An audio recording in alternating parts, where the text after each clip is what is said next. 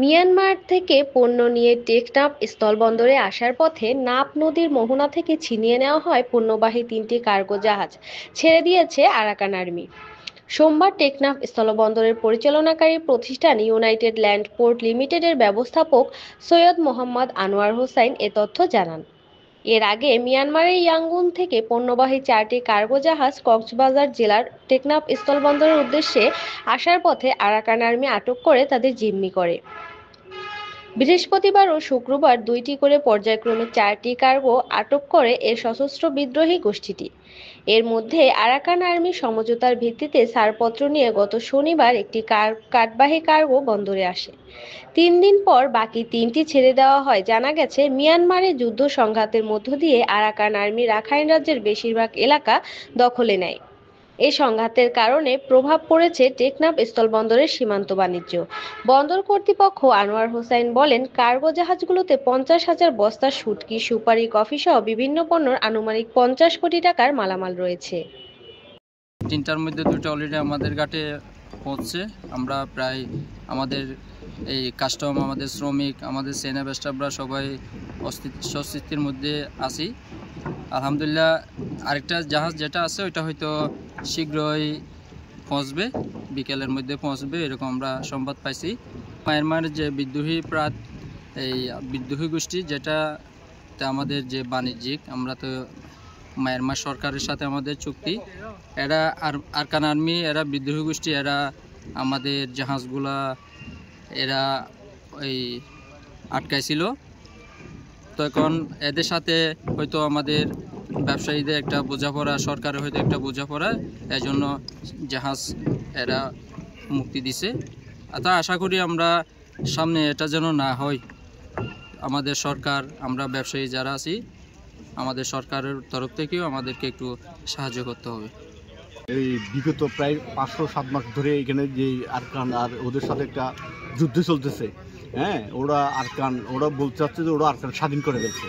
তার সেজন্য ওদের রাস্তার পাশ দিয়ে তো আমাদের রাস্তা হয়, নাহলে আমাদের ওদের নদীর গভীরতা কিন্তু ওদের পাশ দিয়ে, যদি আমাদের পাশ দিয়ে যদি গভীরতা থাকতো তাহলে আর ওরা আটকাতে পারতো না। আমাদের এখান দিয়ে চলে আসতো, আমাদের রাস্তা দিয়ে, আমাদের এরিয়া থেকে। এখন বুট আসতে হয়, ওই মালামাল নিয়ে ভর্তি বুট আসতে ওদের এরিয়া থেকে, সেজন্য ওরা সুযোগ পাইছে, আটকেছে, চেক করছে। আসলে মায়ানমার অনেক দিন, প্রায় 7-8 মাস ধরে যুদ্ধ চলতেছে। যুদ্ধ সীমানা দিয়ে আমাদের ট্রলারগুলো আসতে হয়। তো এখানে মোটরসাইকেল অনেক অস্ত্র ব্যবহার হতো, সেজন্য ট্রলারগুলো আসতেছে। এখন মোটামুটি যুদ্ধ বিরতির দিকে, সেজন্য আমাদের ট্রলারগুলো আসতেছে। যখন ওরা বিদ্রোহীরা দখলে নিয়ে নিছে, তারা এখন এটা আলাদা চেকিংয়ের কথা বলে এটা চেকিং করতেছে বড় জাহাজগুলো। আমাদের সরকার এবং বিদ্রোহীদের মধ্যে একটা এই আলোচনা হয়েছে, যার কারণে আমরা বোটগুলো ফিরে পেয়েছি। আলহামদুলিল্লাহ, শুকরিয়া। অনেক দিন পর আমাদের স্থলবন্দরে মালবাহী জাহাজ আজকে চলে আসছে।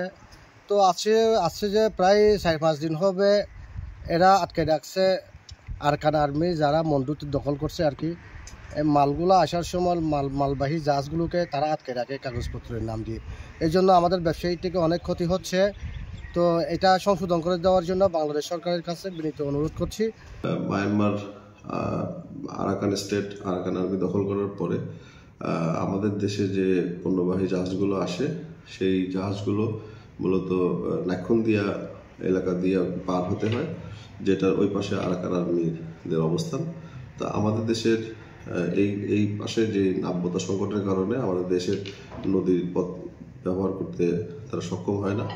তো আরাকান আর্মি যখন বোটগুলা তাদের কাছে যখন চেকের জন্য তারা আটক করে, তো চেক করে তারপরে তারা আবার এটা ছেড়ে দেয়। এবং আজকে আপনারা জানেন যে আজকে দুটো বোটে বন্দরে আসছে, আরও একটা হয়তো চলে আসবে খুব শীঘ্রই।